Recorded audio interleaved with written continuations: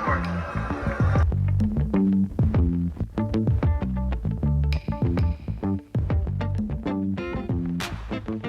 Holy smokes, what a day of tennis, and what a day for me. Welcome to Coffee Break Tennis, the podcast. I've been very ill, very sick with some type of flu. Perhaps you can hear it, perhaps you can't hear it in my voice due to the wonders of technology. The technology we're using here to help my voice sound better than it does in reality. Doing a podcast today because it's a lot more work to do video, and honestly, you don't want to see me. You don't want to see what I look like right now. I look terrible. Anyways, today on the show, we're gonna keep it brief because I'm barely hanging in. But I did watch most of the tennis today. I did fall asleep at times, in and out of consciousness. I think sometimes I was hallucinating. But who knows if I was hallucinating? If you watch the Nick Kyrgios match, you might think you were hallucinating as well. It was pretty wild. And it started off with Nick Kyrgios, really. If you would have searched for any kind of tennis news, you would have heard about Nick Kyrgios being on a podcast, speaking poorly of names as big as Novak, Djokovic, Rafa, speaking highly, saying nice things about Roger Federer, and having some pretty bad stuff to say about Fernando Verdasco as well, who's been doing pretty well in the clay so far. He's had his moments. Trying to remember, who did he beat? He had an absolute he had a straight up shootout with Karen Khachanov in Madrid. Won that match. That was pretty wild stuff. He had to play pretty awesome for that. Who beat him after that? Was it Rafa? I can't remember. But now we're in Rome, and two big wins, taking out Dominic Thiem. Did I print that? I believe. Oh, I'll have to go get that from the printer. Dominic Thiem had a lot to say about his loss, blaming his loss on the people that run the tournament. So, I mean, he's got some good points, but, you know, anytime you make excuses for a loss, a lot of people don't want anything to do with it. But let's just break this down real quick. What do we get? We're going to go through the draw. We've got a very exciting quarterfinals coming up. We finally get Djokovic and Del Potro. How about that? Of course, we will go through the Nick Kyrgios stuff. We'll go through what he said on the podcast. You know, I was going to give you the scoop on Nick Kyrgios, but it's everywhere. You've probably already read about it. Nick Kyrgios, the biggest takeaway is probably him saying Djokovic cringeworthy. Talking about when Djokovic wins his match, how he throws his heart to each side of the audience, all four corners of the stadium. Oh, gosh.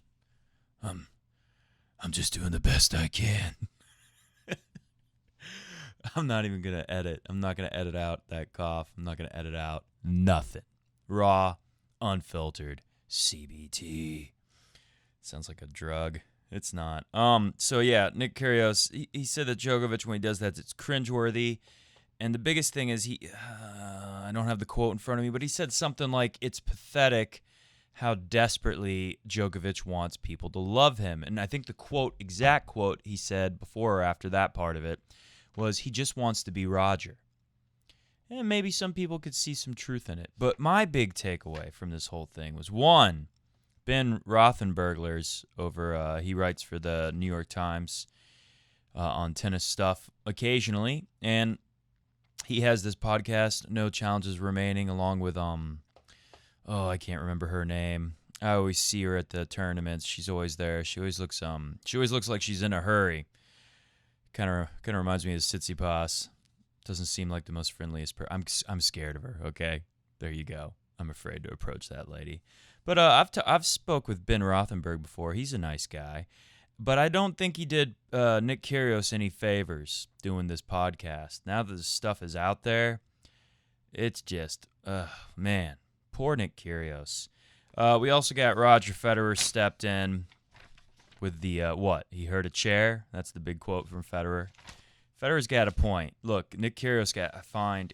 He had to give up his prize money, and he got fined on top of that. I think if you add it all up, it's pretty close to $100,000 US. That's pretty rough. Doesn't get points for the tournament. Not too big of a deal. Although Nick Kyrgios is in a place where he kind of desperately needs points. Even if it's not a huge number of points. He needs them. But I kind of agree with Federer here. And honestly, my biggest takeaway from Nick Kyrgios' podcast is that he's young, dumb, and full of gum. Bubble gum, that is. Seriously, though, he's, I mean, come on. We don't expect our young 20-something-year-old pro athletes to be geniuses, right? But there's always been this illusion around Nick that there is so much to him under the surface. You know, in the podcast with Rothenberg says to him, like, you know, you've had your struggles with mental health. Ooh, mental health. Ooh, mental wellness. And Nick Kyrgios says, like, yeah. Tennis taking me down my dark corners, taking me down a dark path. What dark path did tennis take you down? It made you a millionaire in your early 20s? Don't get me wrong, mental health is a serious thing, and Nick Kyrgios does seem like a guy who might have some mental health issues.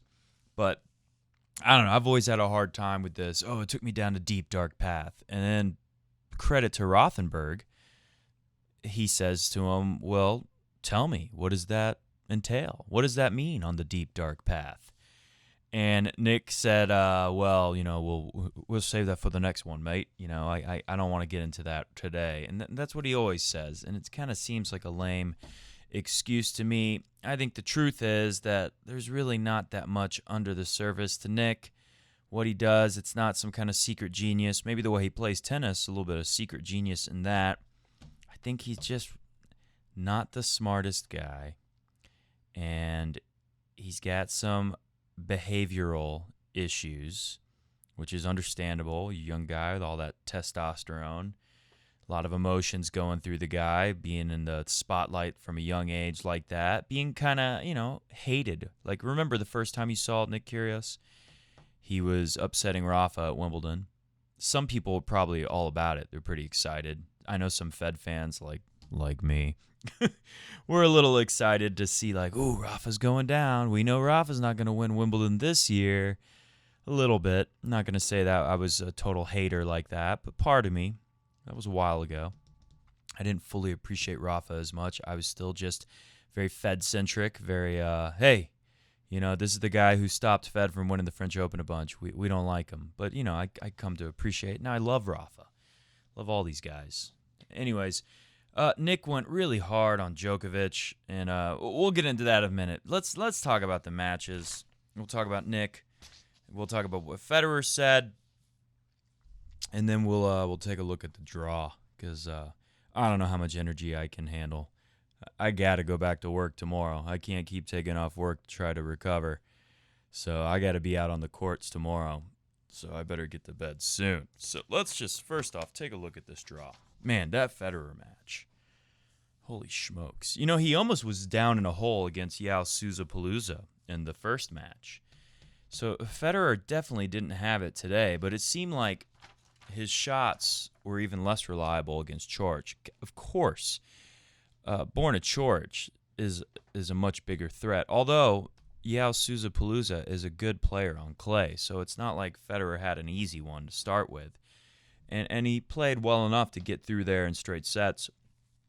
Against Coric, though, that was a whole nother thing. Federer knows going into that match, look, this is a guy I've struggled with. I mean, he's lost to Coric on grass. He's lost to Coric on indoor fast courts last year. Coric has given him a lot of trouble.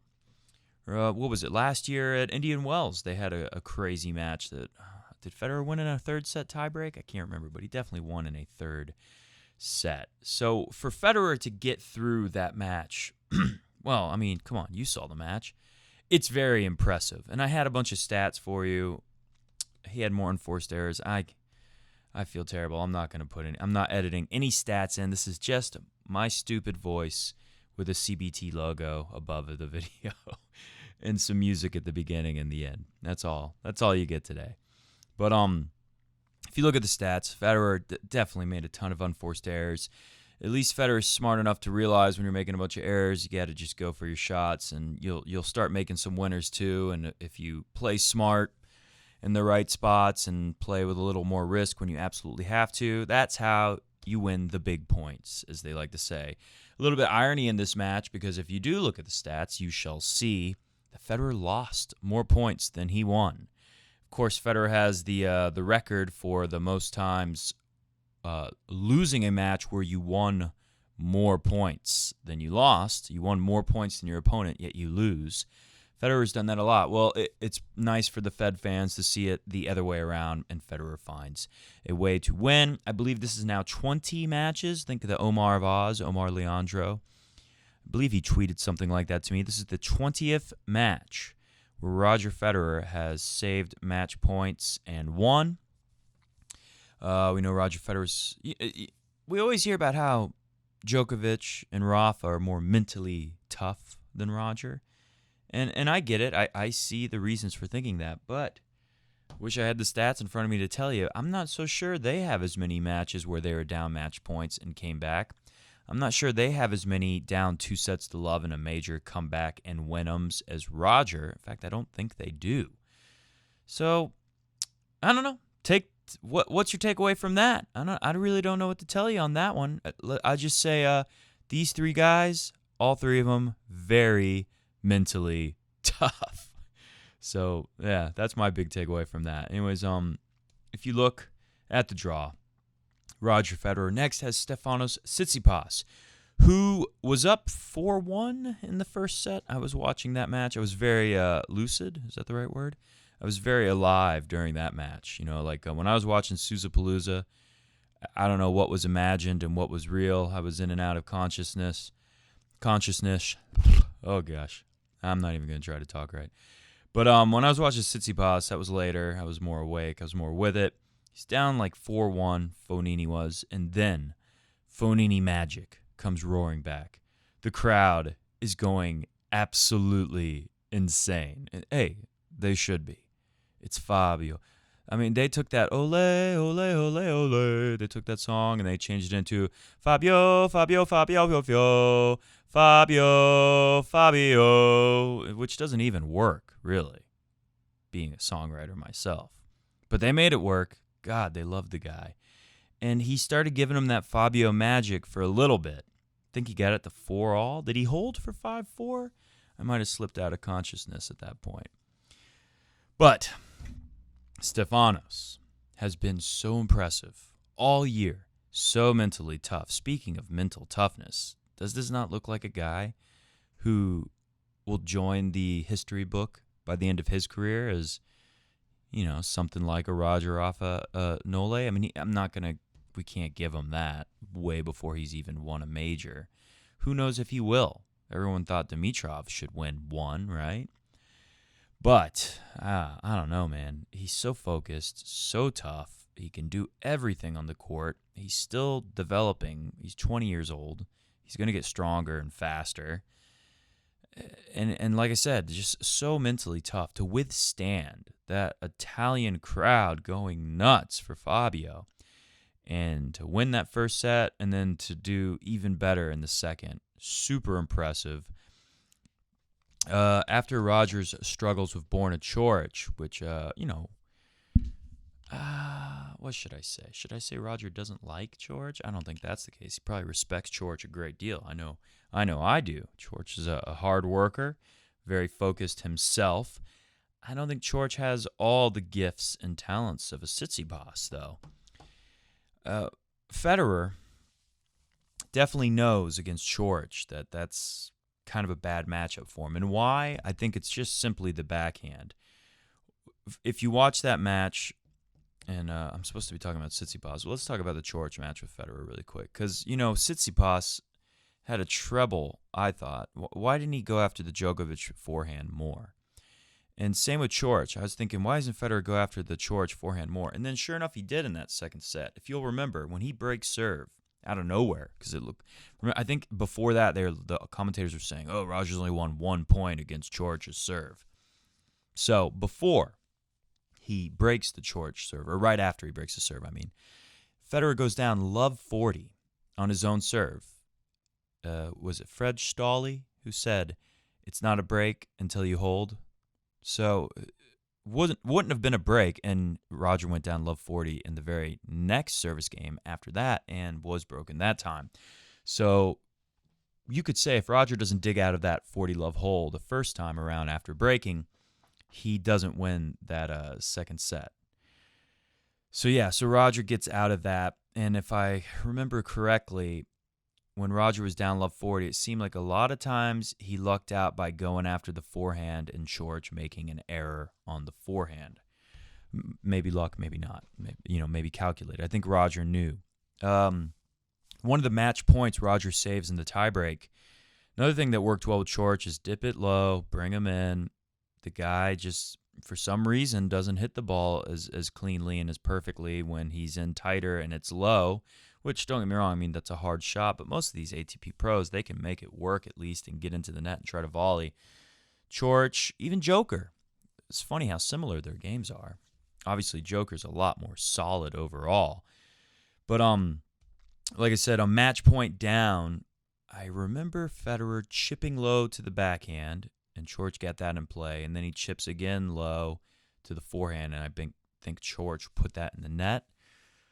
I can't remember if that was on his own serve or returning serve, because there was a couple match points, one on the Fed serve, one on the return in the tiebreak. Anyways, I was surprised Tsitsipas didn't go after the Djokovic forehand more. Federer did it, and it seemed to help out towards the end.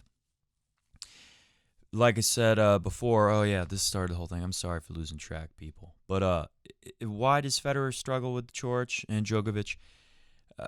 That backhand is so solid when you go after that backhand wing, and so much of what Roger Federer does is make you play tons of backhands, make you uncomfortable all the time, and it just kind of goes against Federer's normal flow of how he plays a match. Same thing with Rafa. Why can't he target the Rafa backhand more? I don't know. For whatever reason, Roger's just he's got his attack the backhand breakdown so ingrained in him. Now, I remember looking at some stats from Gregor Shaughnessy not too long ago showing how when Roger plays a lefty, he tends to get his returns to their backhand. And even though statistically he's one of the best at directing traffic to the backhand off the return on second serve, especially. I think these stats were specifically only on second serve. Federer is the best at getting returns to the backhand of righties, one of the best. I think Del Potro was actually number one in the data that Craig O'Shaughnessy was looking at. Probably from all the Masters of last year. I think the ATP gives him all that to look through. Anyways, doesn't matter what exactly it was from. You get the point.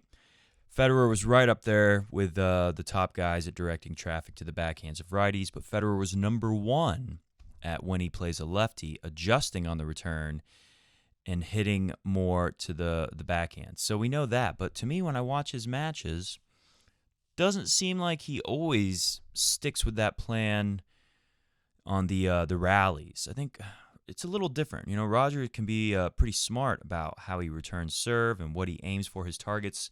It's very cut and dry where he likes to go with his targets on return. In the rallies, I don't think it's quite as much. I think he just kind of, Federer's even said this before. He just kind of, he doesn't like to go through the stats and the numbers and the video analysis too much, like compared to a Djokovic who just straight up hired Craig O'Shaughnessy to help him formulate game plans. He does a lot of it by instinct in the rallies, which, makes a lot of sense. Look at him. The way, oh man, did you see that one shot Federer hit? Sliding, drop shot, off balance.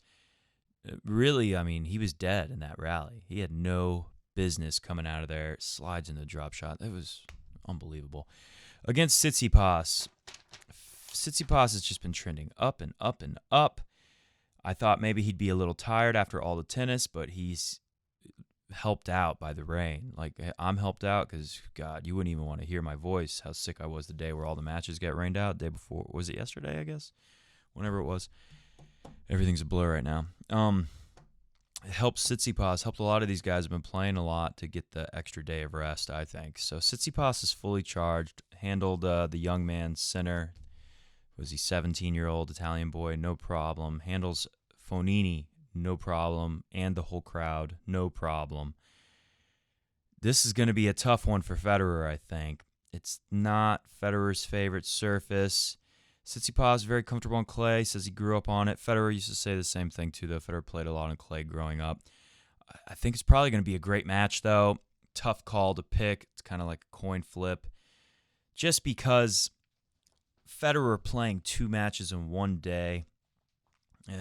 If you remember in Cincinnati, you know what? I have a terrific stat for you. Let's see if I can find it. Listen to this. Federer has now played 2 matches on the same day on 4 occasions. 04, Gstaad, won both matches, won the tournament. 04, Toronto, wins both, wins the tournament. Okay, that's 2004. Last year, remember last year when I talked about it, I was like, when did Federer ever have to play 2 matches in one day? And then we talked about 2004. Well, 2018, he wins both in Cincinnati, and he ends up as a runner-up. And I want to say the second match was against Stan at night, and it was an epic battle, just like what we saw here. And was that the semifinal? I cannot remember if he played a quarter and a semi. I know the first one was Leonardo Oscar Mayer Wiener, and then I think the second would have been Stan. Screw it. Let's just pull it up on the computer. We'll type into Google Cincinnati tennis 2018. And then I'll teach you a trick here. Hopefully it gives us the Wikipedia. Boom. Wikipedia is so good about giving you the draw, but sometimes it doesn't work that way. And you got to scroll near the bottom, and you're looking for where it says, how much freaking airtime can I fill up? Here it is. Champions, men's singles, main article, 2018 Western and Southern Open. This is where you get the full draw of any tournament. If you ever want to look back on things, now you know. Federer played Stan in the quarters. David Goffin. It looks like David Goffin won 1 in the second. He retired. Federer lucky to get through that. So there you go. Okay. So Federer played. Where was he on the draw that year? Yep, he was on the bottom. I knew it.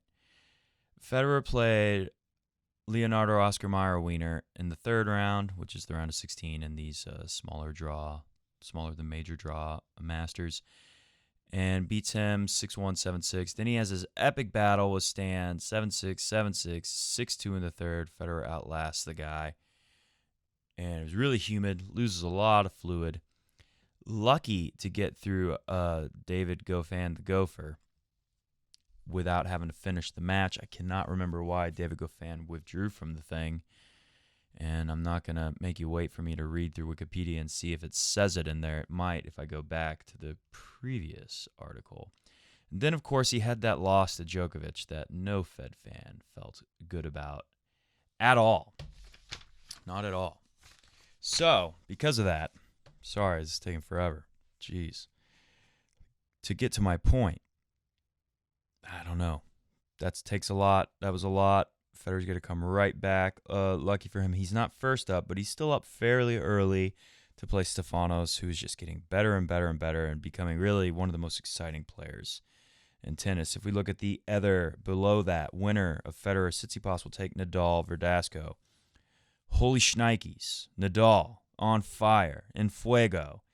Nadal so angry about what's been happening on clay. Nadal in Roma, which plays the most like the French Open, which is Rafa's favorite tournament in the world.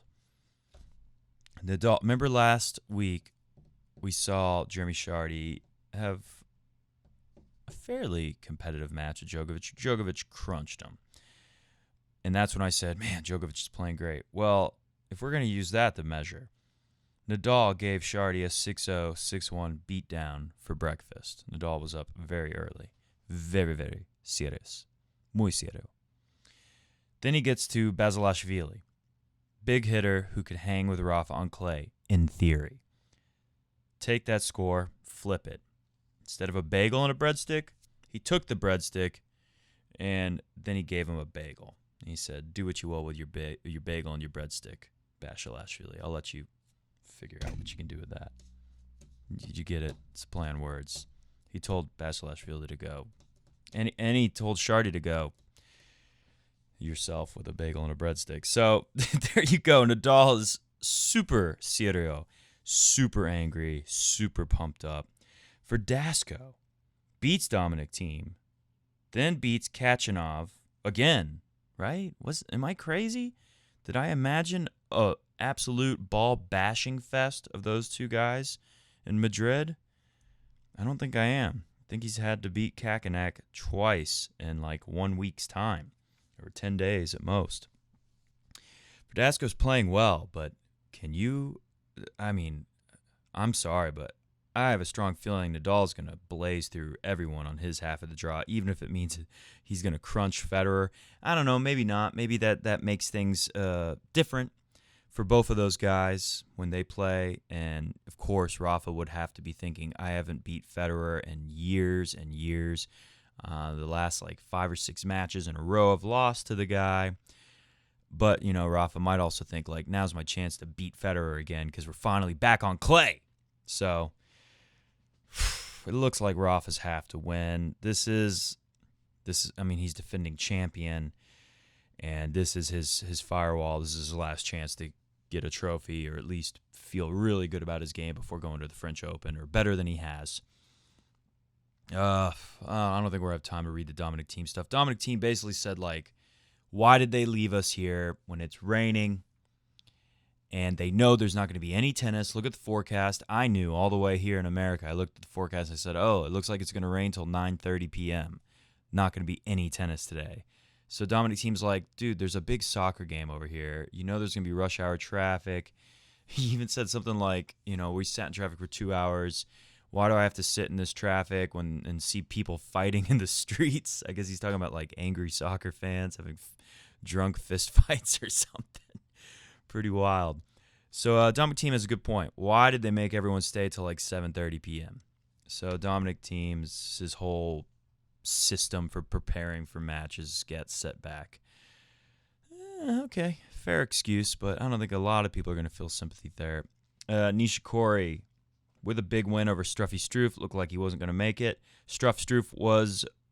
Did I say Struff will get... I think I said Nishikori or Struff through here because I didn't know if Cilic was going to be ready after his food poisoning incident.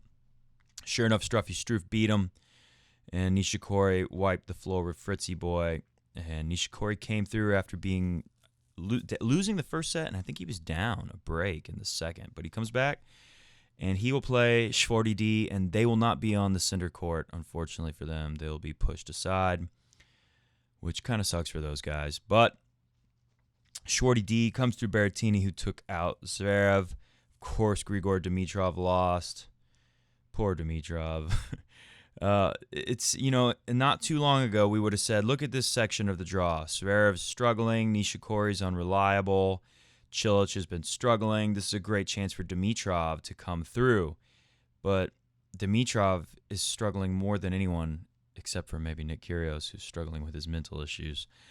But, poor Dimitrov. So Nishikori, great opportunity. Shorty D has not been playing well, really. Not for a while. I'm trying to think. When was the last time Shorty D was really... he's had some wins here and there, but he's not stringing many together. So for Nishikori and Schwartzman, two smaller guys on the tour who have a lot of heart and a lot of game, great opportunity for one of them to come through.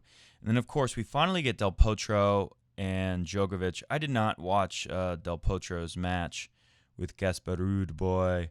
I saw a little bit with David Goffin. I saw a lot of Goffin and Wawrinka. I saw pretty much that whole match, which even with the 6-0, David Goffin still didn't look like he felt great about where his game was. It just looked like Stan totally fell apart. So no surprise that Del Potro got him. Casper Ruud, obviously a little shaken. The guy wants Nick Kyrgios to go to jail practically after what happened. Del Potro wiped him out, no problem. And, of course, Djokovic, just like Nadal, just destroying these guys. Djokovic and Nadal looking like 1 and 2 in the world, at least today on our tennis double feature. So where do I see this going? Del Potro does look pretty good considering that he's been gone for so long. Guy's super hungry. You can never count him out. Clay is not bad for him. Softer on his knees. Less trouble with low balls, obviously, because the bounce is always higher. Maybe Djokovic will really work that slice, but Djokovic's two-hand backhand is such a weapon. Don't see him doing a whole lot of that. You remember, it's high bouncing and slow at the U.S. Open, and Djokovic just killed Del Potro. I think the fact that it's so hard to change direction on clay, even though Djokovic is a world-class mover, maybe that'll be even easier because it seems like on the hard court, when it was that slow, Djokovic could get to any ball Del Potro hit, no matter how well he struck it. So it'll be interesting to see here because you could argue that maybe Del Potro's ball will do a little more damage to Djokovic here just because of it'll be a little easier to wrong foot. Like we saw Federer wrong foot Coric quite a bit with coming to the net. A lot of times you do it volley, but we also saw Coric's incredible movement, just like with Djokovic. We'd see Federer, like I remember one point where Federer hit a forehand volley behind Coric, but Coric was able to stop in his tracks and lean back. And was that when he hit a lob, a little backhand cross-court lob winner over Federer's head, maybe was that shot? I don't remember what shot game, but I remember thinking, man, that's incredible movement. Federer maybe could have executed a tiny bit better, but it wasn't bad. It wasn't a bad play at all. He hit right behind him. Timed it well. Maybe Coric was expecting that a little bit. Sometimes these hit-behind strategies maybe it gets a little predictable if you do it enough. Anyways, it's always a great strategy on clay because it's so much harder to stop and change direction because you'll start sliding. You might fall like we saw Fabio Fognini fall today on the clay. It was interesting. Delpo could do it, but you got to pick Djokovic right now. Guy's been just playing great the last week and a half. Shorty D, Nishikori, I guess I'll favor Nishikori there. Definitely like Djokovic to come through this half. I think Delpo has a better shot to beat Djokovic than Shorty D or Nishikori, unless Nishikori's in a place right now where he's like, I'm so sick of all this being injured and losing and up and down, and I hit the stage when I beat Djokovic at the U.S. Open. Was that 2013? That was like 2014 actually, not much later. I think it was 2014 where Nishikori announced himself to the world by beating Djokovic, going to the final just to lose to freaking Cilic. Maybe Nishikori will put together a special inspired performance against Djokovic all over again. Could see that. I doubt it. Djokovic gets through. On the bottom half, if Federer can get past Tsitsipas, which I definitely think he can, but it's going to be tough. And playing the two matches in the same day, I'm just curious to see how Federer comes out tomorrow. Might be a little flat. Maybe not. Maybe not. We'll see. Maybe he recovers just fine. There's been plenty of times where we thought he'd be, but judging from Cincinnati last year, I think that took a lot out of him. By the time he got to Djokovic, he had very little left. I think he got very lucky that David Goffin had to stop playing because that barely wins that first set in a tiebreak.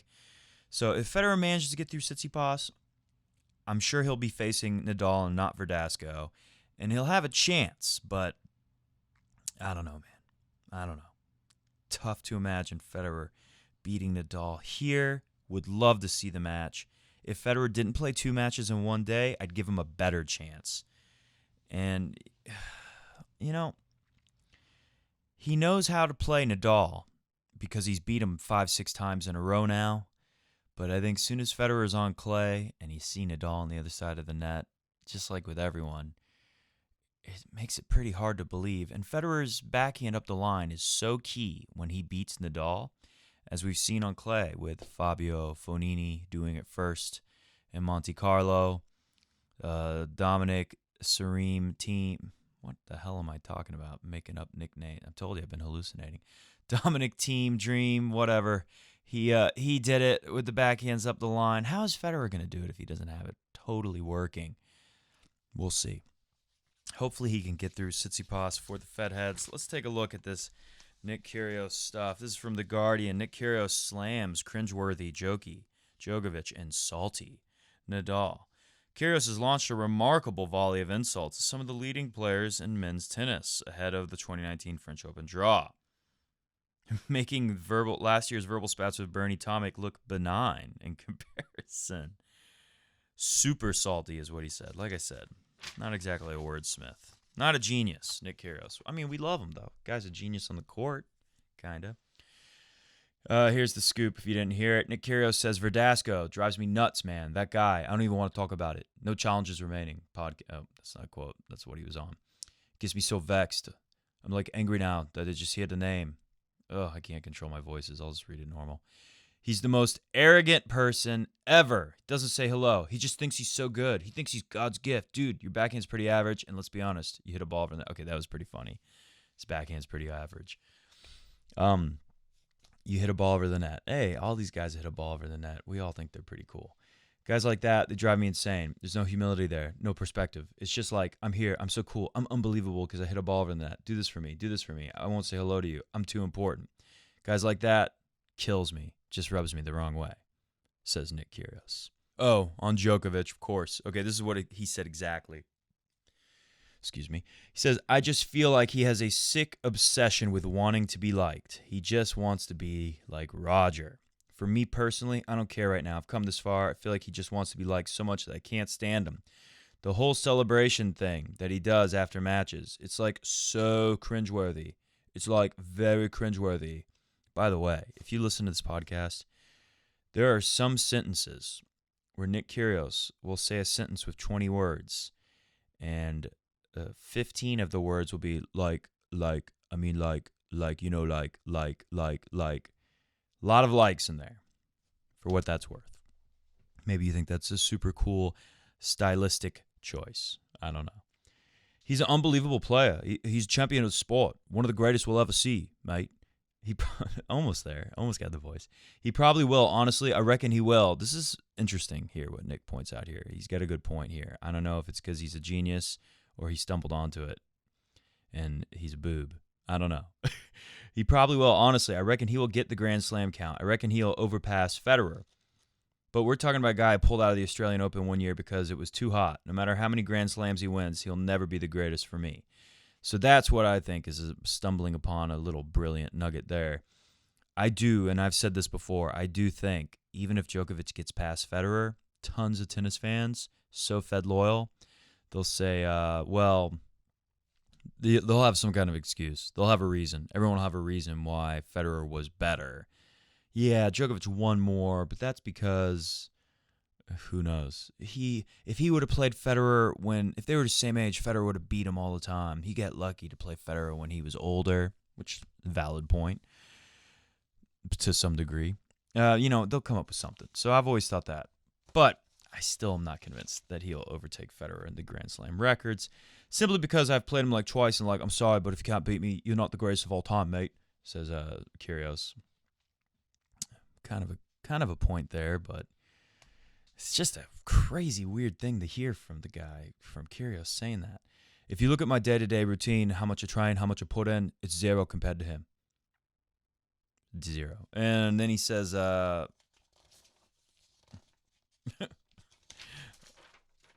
it's not a good look for you, I feel. And then Uncle Tony comes out saying he lacks education. I'm like, bro, I did 12 years of school, you idiot. I'm very educated. I understand you're upset I beat your fam. Does 12 years of school mean he graduated high school? I don't know if graduating high school means very educated. Although I don't think, having a college degree makes you a genius either. So, kudos to Nick on that. Whatever. He said Nadal, when he wins, he's gracious, but when he loses, he's very salty. A lot of people feel that way about Nadal. Look, Nadal's hyper-competitive. I don't blame him at all. The stuff about if you can't beat me, that's a big thing. I've talked about it on the show before, and Ben Rothenberg even had the nerve to ask in that podcast, Nick Kyrgios, if the reason why he tanks matches or doesn't work very hard in the gym, doesn't go all out to be 100% working as hard as he can to win, to be the best he can, you know what I mean? He said, is that like a lot of people have this theory that you only do that because you're scared that if you give it your all, you won't be able to, you'll fail. And then people will say, oh, he never really was good enough to win a major, something like that. And Nick says, yeah, sure. I mean, part of that. I don't know. The way Nick's response to it, I don't even know if he fully understood or took it serious or cared very much. But I've thought for a long time, because I used to play tennis with a guy who would usually beat me, He's a big, tall guy, big serve, really talented, actually. If he would have worked harder, he would have been a really good tennis player. And sometimes I would beat him. And there was a couple times where he just quit. He just walked off the court. And the funny thing is he loved Nick Kyrgios. I haven't talked to this guy in years, but when Nick Kyrgios was first bursting on the scene, this guy I played with sometimes, he loved Nick Kyrgios. I'd probably play this guy like once a week for a few years there. We'd play a lot. He was a nice guy and everything, and I enjoyed playing tennis with him, but sometimes his reactions were upsetting because he was kind of like Nick Kyrgios. That's why I find it so ironic. He loved Nick Kyrgios. Every time he'd lose, he would say stuff to me like, yeah, well, I wasn't even trying. I didn't even care. I don't care. I'm bored. He would say stuff like, I'm bored, which I think Nick Kyrgios has said stuff like he got bored out on a match before. And I would find it really insulting, which makes sense. Casper Ruud is like, I think Nick Kyrgios should be suspended for at least 6 months. And Federer's response, I don't think he should be suspended. He walked off the court. What did he do? He hurt a chair. Not enough for me, says Roger. I don't know if he's on probation or not from his Shanghai thing. If that's the case, then obviously you can maybe look into it if that's run its course. I don't think he should be suspended, says Roger Federer. And I'm with Roger on that one. I'm trying to see if we have any of the quotes of what all the F-bombs. I have the clip. If you guys really want to see it, comment below. I'll put bleeps into it next week, next show. Hopefully we can do a show tomorrow after Rafa and Roger finish. Like I said, I got to wrap this thing up. Tomorrow I will try very hard to do a show. I have some parting thoughts for you on the Federer and Kyrgios thing, but real quick, tomorrow we'll try to do a show if possible. Like I said, I got to get back to work and I got to conserve some energy because I'm dying over here. I'm not even going to edit this thing, so I hope it doesn't suck. I'm going to put this out into the world. Enjoy the matches. This is a special tournament. It's a special time in tennis, I think. Nick Kyrgios, maybe not for the best of reasons, but like I said before, if you want to see the clip, I'll bleep out the F-bombs and put it in the next video or sometime soon. Nick Kyrgios, for all the wrong reasons, is like one of the biggest draws in tennis. If you watch that video of him going nuts, when he starts packing up his bags, you can hear like pain and voices of the fans. They go, no, please, Nick. They were really enjoying it, and he could have won that match.